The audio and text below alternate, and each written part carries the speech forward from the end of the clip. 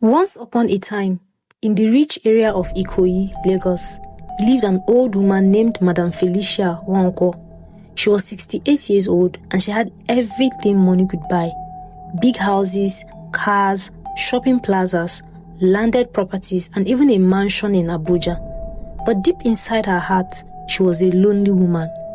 She had 3 grown-up children. She raised them with love and gave them everything. But now that she was old, they didn't care about her anymore. Everything changed the day she collapsed. It was a Monday morning. Madam Felicia had just come back from the hospital. The doctor told her to rest because her blood pressure was very high. Her driver had gone outside to argue with a downfall driver. The house help Nkem was not around, so Madam Felicia tried to open the gate by herself. She slipped and her head hit the tiled staircase. Blood came out and she passed out.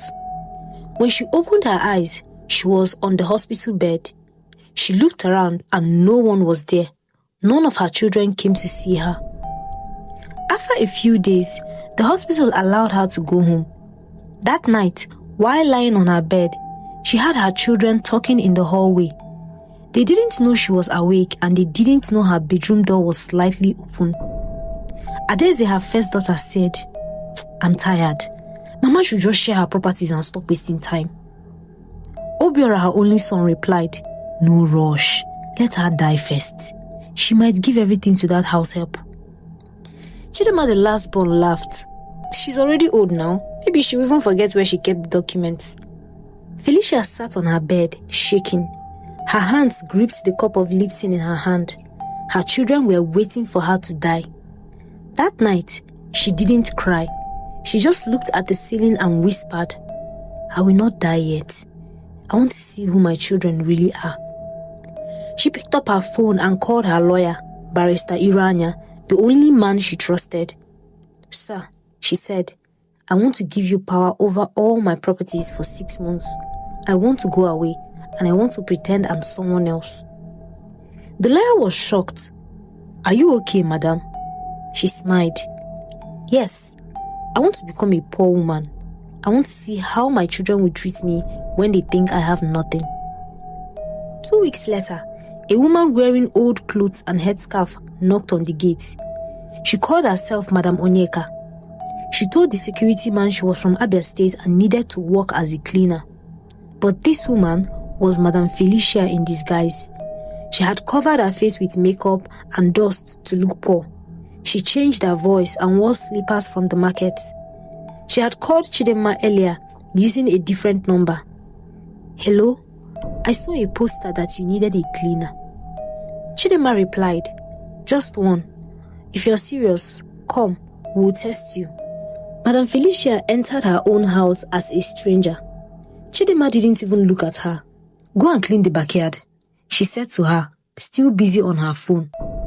The first week, Madam Onyeka, who was Felicia in disguise, washed floors, cleaned toilets, and cooked food. Nobody looked at her twice. In fact, they treated her badly. One morning, her son Obiora came to the house with a woman. They went into the guest room and stayed there for hours. When Madam Felicia knocked and said, "Sir, should I wash your car?"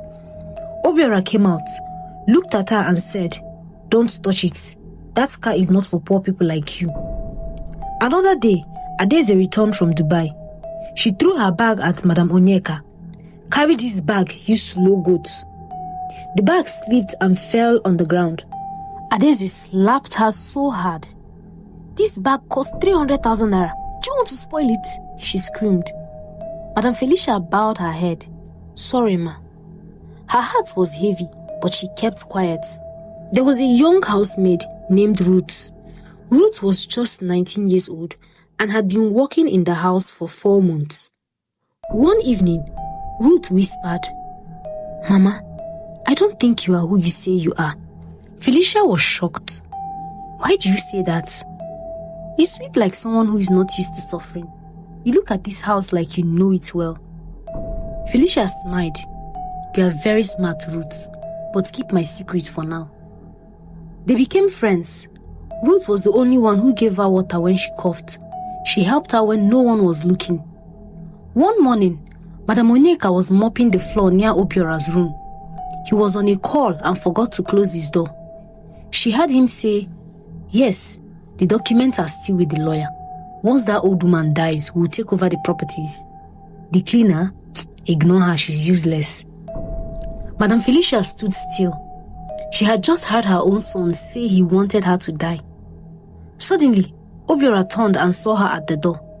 "You, what are you doing here?" he shouted. I was just passing." He grabbed her arm roughly. "Were you listening to my call? Are you mad?" She looked down humbly. "No, sir." He raised his hand to slap her, but this time she caught it. She held his hand, firm and strong. Obiora's eyes widened. He looked at her face. He stared deeply into her eyes. His mouth opened. "Mommy?" Obiora stood frozen in the corridor. He was still holding Madam Onyeka's hand, but now he looked at her closely and something felt familiar about her face. Those eyes, that nose, the shape of her lips. "Mommy?" he said again, this time softer. Madam Felicia, disguised as the cleaner, slowly let go of his hand. Her face was calm, too calm. "I'm sorry, sir," she said in a low voice. Then she turned and walked away. Obiora ran back into his room, picked up his phone and called Adeze. "Hello? Adeze," he said, almost out of breath. "That cleaner in this house, something is not right. I think she might be Mommy." Adeze laughed loudly over the phone. "Are you drunk?" "I'm serious. The way she looked at me today, her grip, her eyes, I swear she looks like her. What if she's testing us?" Adeze paused. "Okay, calm down. Where is she now?" "I don't know. She walked to the backyard." Adeze scoffed. "Go and confirm. But if this is one of your jokes, Obiora, I swear." He dropped the call and rushed downstairs. He searched the backyard. Nothing. He ran to the boys' quarters, checked the kitchen, even checked the gates. The cleaner was gone. Her slippers were still by the door, but she had disappeared. He asked the security man, "Where is that cleaner, Madam Onyeka?" The man looked confused. "Oga, she didn't leave through this gate though. I didn't see her at all." Obiora ran back inside, sweating. Fear crept into his chest. What if she's really Mom? What if she had everything I said? By evening, the house was quiet and the air was heavy. Obiora sat on the couch, staring into space. Chidinma was upstairs on TikTok and Adeze hadn't returned from her spa trip. None of them knew what was coming. At exactly 9 a.m. the next day, the security man rang the doorbell. "Sir, there's a man at the gate. He said he's a lawyer. He brought a letter for the family." Obiora's chest tightened. "Bring him in." A tall man in a black suit walked in. He held a brown envelope. "Good morning," he said. "My name is Barrister Iranya. I represent Madam Felicia Okonkwo." Obiora sat up quickly. "You've seen her. Is she okay?" The lawyer nodded. "She's well and safe." He placed the envelope on the table. "This is a formal letter from your mother. She asked me to deliver it to the three of you in person." Adeze had just come downstairs with her sunglasses still on. Chidinma came in with a bottle of yogurt. They opened the letter. It was typed and signed. The lawyer read it out loud. "To my children, by the time you read this, I would have disappeared from your life for some time. Not because I am dead, but because I needed to see the truth with my own eyes. You didn't know that the poor cleaner in your house was me. I lived among you, worked in my own house, and I watched how you treated people who you believed had nothing. You slapped me, shouted at me, and insulted me. Not once did any of you show love or care, but one girl, Ruth, the maid, who was kind to me. I want you to know that everything you enjoyed came from my years of hard work. I cleaned rich people's houses before I became rich myself, but I never treated anyone the way you treated me. From today, I'm making amends." The lawyer brought out the second document. "This is a letter of intent to change her property ownership. She's giving full management of her shopping plazas to me for now, but once her health improves, she will decide on who truly deserves to inherit what." "This is nonsense," Adeze shouted. Chidinma stood up, eyes wide. She was that woman, the cleaner. Obiora buried his face in his palms. The lawyer said, she also asked me to collect the keys to her bedroom, her safe and her office.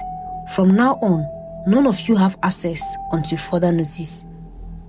That same day, the lawyer walked into the servants' quarters. He found Ruth, the young maid. My name is Barrister Iranya, he said. Madam Felicia asked me to bring this for you. He handed her an envelope. Ruth opened it and gasped. It was a check, a very big one.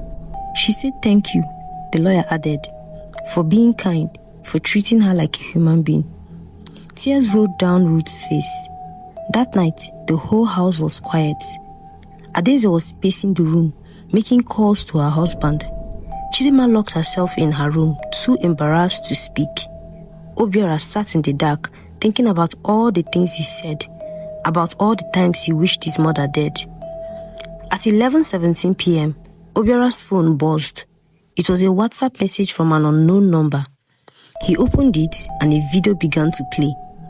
In the video, the cleaner was in the kitchen, mopping the floor. Then Adeze walked in, slapped her and called her useless. In another clip, Chidinma poured dirty water in the bucket she just cleaned. And another clip showed Obiora pushing her and shouting, "Get out of the way." Obiora's hands started shaking. He opened Instagram and the video was already trending, over 120,000 views. He dropped his phone. "What have we done?" he whispered to himself. The sun had not yet fully risen, but trouble had already started. By 6:45 a.m., a crowd was standing outside Madam Felicia's mansion in Ikoyi. Some were neighbors, others were strangers who had seen the viral video overnight. A few people were pointing, some were whispering, others held their phone, recording live videos for social media. Inside the house, chaos had begun. By morning, the video had reached Facebook, TikTok, and even Twitter. Over 2.3 million views in less than 12 hours. Comments were flying. How can you slap your own mother just because she wore rags? This is why rich people hide their wealth. God bless that housemaid. She will never suffer. Obiora should be ashamed. That man is evil. News blogs picked it up. Everyone was talking about the rich woman who was disguised as a cleaner and how her children failed her taste. The gate was filled with journalists, vloggers, and random people shouting, "Is it true? Where is the wicked son? We want to talk to Ruth. Where's Madam Felicia now?" The security man was confused. He kept begging people to go back, but they wouldn't. Inside the house, Adeze was screaming on the phone. "Why is this happening to me? My friends have seen the video. I have an event next week. I can't even go out anymore." Chidinma sat on the stairs, crying. "We didn't know it was her." Obiora sat silently on the couch. His phone kept ringing, but he didn't answer. He felt shame crawling all over him, cold, heavy, and unforgiving. While the children were hiding, Ruth was sitting inside a boat ride on her way to a TV station in Victoria Island. She had been invited to share her story. She wore a simple yellow dress and her hair natural. Her voice shook at first, but she spoke from her heart. "I didn't know the cleaner was Madam Felicia, but I treated her like my own mother because I've been poor too. I know how it feels when people look down on you." The interviewer smiled and said to her, "And now she has rewarded you." Ruth smiled too. "Yes, but even if she didn't, I will still do the same thing." That evening, Barrister Iranya came again. He walked into the house and called all three children together. He placed another envelope on the table. "This one," he said, "is more serious." Obiora opened it. His hands were shaking. Inside was a letter and a new legal document. The letter said, "I gave birth to 3 children, but I raised them alone after their father died. I begged, worked, and struggled to make you comfortable. But I've also kept one secret from all of you. You are not the only children I have. Before I married your father, I had a daughter when I was 17. My parents forced me to give her away. I never saw her again until recently. Her name is Chioma, and she's coming home." Adeze jumped up angrily. "What nonsense is this? What do you mean another child?" Chidinma shouted, "This must be fake." The lawyer raised his hand. It's not fake. Madam Felicia found her 6 months ago. Chioma is 43 years old. She works with a legal firm in Enugu. She has been helping your mother quietly ever since. Obiora stood up. So what does this mean? The lawyer pulled out a second file. This document shows that Madam Felicia has added Chioma's name to her will. She now has equal rights to the properties. In fact, Madam has placed her in charge of her health, legal affairs, and decision making. We don't know this woman, Adeze screamed. The lawyer calmly replied, your mother does, and she trusts her. Just as the tension was rising, the landline in the house rang. Obiora picked it up. Hello? A woman's voice came through. Is this Obiora? Yes, who is this? This is Chioma Nwankwo, your sister. You don't know me yet, but you will. Obiora's throat went dry. Where is my mother? He asked. Chioma's voice was firm, calm and serious. She's resting and she's safe, but she doesn't want to speak to any of you right now. Please let us talk to her. You had your chance, Chioma said coldly, and you failed it. That night, Adeze packed her bags and stormed out. She said she was going back to her husband in Lekki. Chidinma cried for hours. She tried calling her mother's number, but it didn't go through. Obiora stayed awake all night, staring at the ceiling. He remembered the slap, the insults, the words. She's old, let her die. He really wanted to take those words back, but it was too late. 2 days later, the lawyer returned again, this time with Chioma. She wore a simple blue gown, no makeup, no flashy jewelry. She looked quiet, smart, and serious. She walked into the mansion for the first time. Obiora looked at her, and she looked like their mother. The same eyes, the same walk. He stood up to greet her. Chioma, he said, please, we didn't know. We were wrong. Chioma looked at him, then turned to the lawyer. Barrister, activate phase 2. Let's freeze the accounts. They've had enough. The house that once felt like a palace was now filled with fear.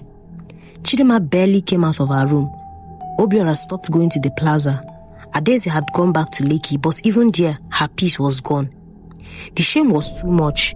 The comments online were getting worse. The video of their mother sweeping the floor, being slapped and insulted, had now passed 5 million views. Even churches were using it for sermon on Sundays. On Monday morning, Barrister Iranya returned again, this time with 2 police escorts and a folder of court papers. He didn't waste time. As of this morning, he said, all your mother's bank accounts have been frozen. Obiora stood up. What? Why? Because she no longer trusts your hands. Any attempt to access her money will be reported to the authorities. He dropped 3 papers on the table, 1 for each child. These are restraining orders. You're not allowed to go near her hospital, her estate office, or her private residence in Abuja. Chidinma whispered, she really hates us now. The lawyer replied, she doesn't hate you. She's just protecting herself. That same day, Chioma entered the family's company office. She didn't yell, she didn't make a scene. She simply handed over new appointment letters, replacing Obiora as plaza manager and putting trusted staff in charge of the shops. She brought in an accountant to check everything. Any money stolen will be traced, she said calmly. Obiora tried to speak. Chioma, please, I know I messed up, but I'm still her son. Chioma looked at him and replied, you were her son, but you forgot how to act like one. Meanwhile, Adeze called Ruth in secret. She asked to meet her at a cafe in Lekki. Ruth came in quietly and sat down. Adeze placed a brown envelope on the table. Take it, she said.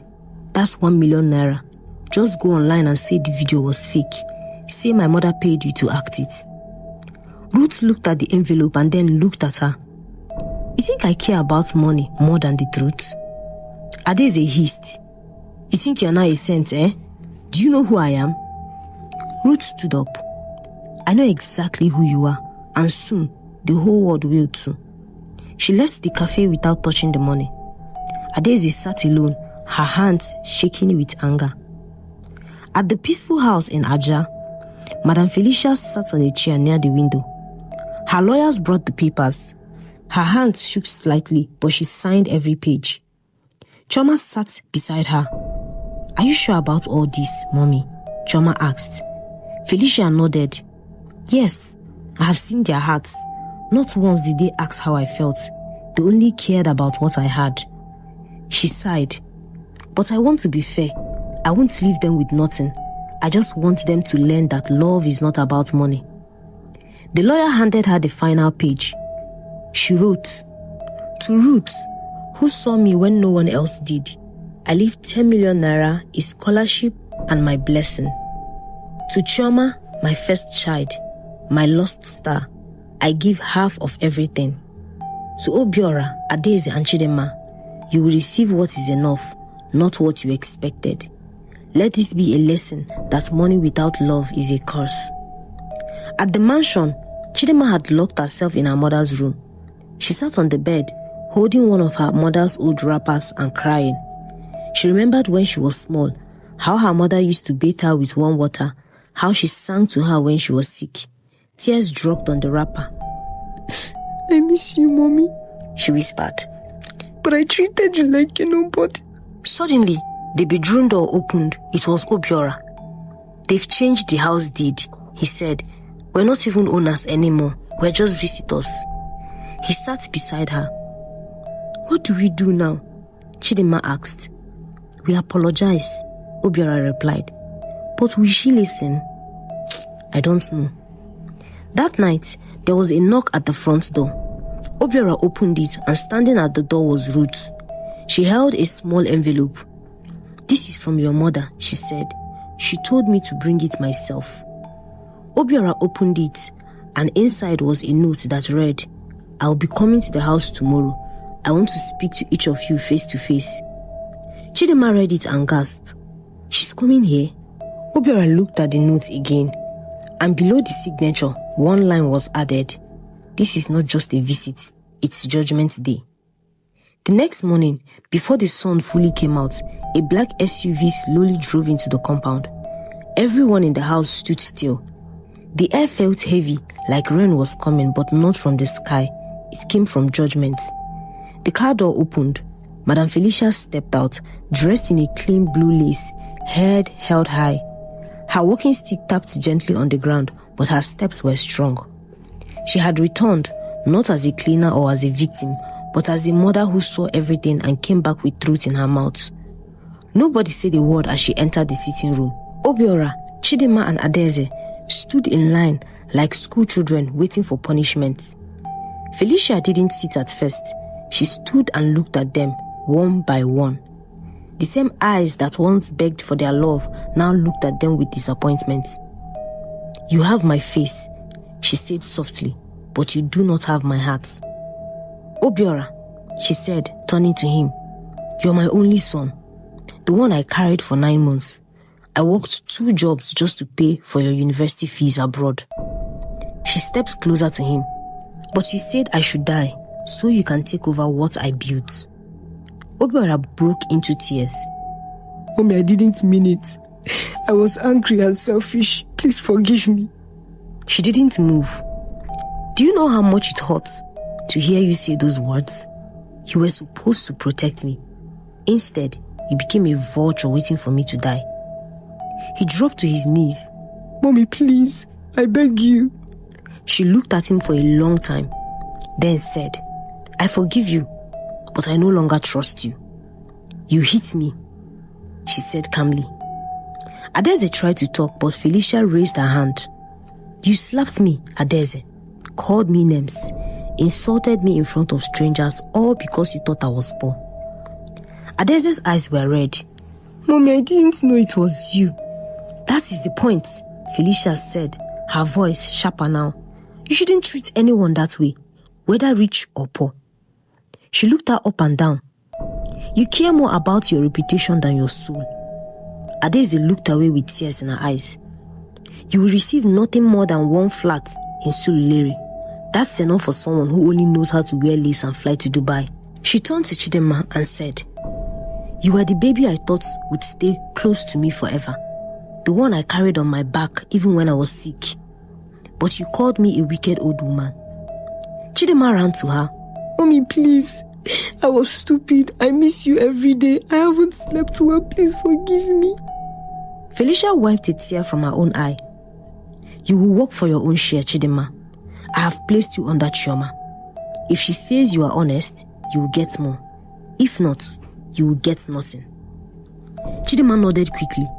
Yes, ma. Thank you, Mommy. I'll prove myself. Then she turned. Where is Ruth?